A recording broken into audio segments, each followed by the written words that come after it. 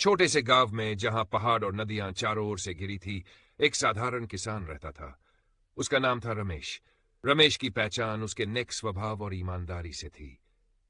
गांव के हर व्यक्ति को रमेश पर गर्व था, क्योंकि उसने हमेशा दूसरों की भलाई के लिए काम किया। रमेश का दिन सूरज उगने के साथ शुरू होता। वह खेतों में काम करता, गायों की देखभाल करता और जो भी जरूरतमंद होता उसकी मदद के लिए तत्पर रहता। लेकिन उसकी एक समस्या थी, वह इतना सरल था कि लोग कभी कभी उसका फायदा उठा लेते। एक अजनबी का आगमन। एक दिन गांव में एक अजनबी आया। वह अच्छी पोशाक पहने, ऊंची बातों वाला और बहुत चतुर दिखता था। उसने खुद को शहर का व्यापारी बताया और गांव में निवेश करने की बात कही। गांव वालों को उसकी बातें बहुत आकर्षक लगीं। अजनबी ने रमेश से मिलकर कहा, तुम इस गांव के सबसे भले आदमी हो। अगर तुम मेरा साथ दोगे तो मैं इस गांव को खुशहाल बना दूंगा।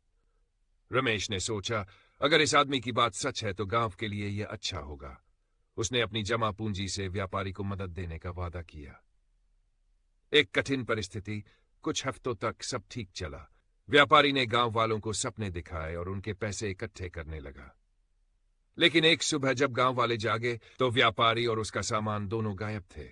यह खबर सुनते ही पूरा गांव परेशान हो गया। रमेश को भी गहरा सदमा लगा, क्योंकि उसने अपनी सारी बचत उस व्यापारी को दी थी। गांव वाले गुस्से में रमेश के पास आए और बोले, तुम्हारी सादगी और भरोसे की वजह से हम सबका नुकसान हुआ है।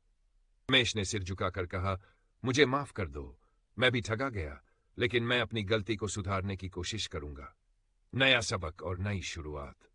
रमेश ने कड़ी मेहनत शुरू कर दी। उसने अपना खेत गिरवी रखा और गांव वालों का नुकसान भरने का संकल्प लिया। धीरे धीरे उसने सभी का विश्वास फिर से जीत लिया। गांव वाले उसकी ईमानदारी और समर्पण से प्रभावित हुए। इस घटना ने रमेश को एक नया सबक सिखाया। सहायता करना अच्छी बात है, लेकिन सावधानी बरतना भी उतना ही जरूरी है।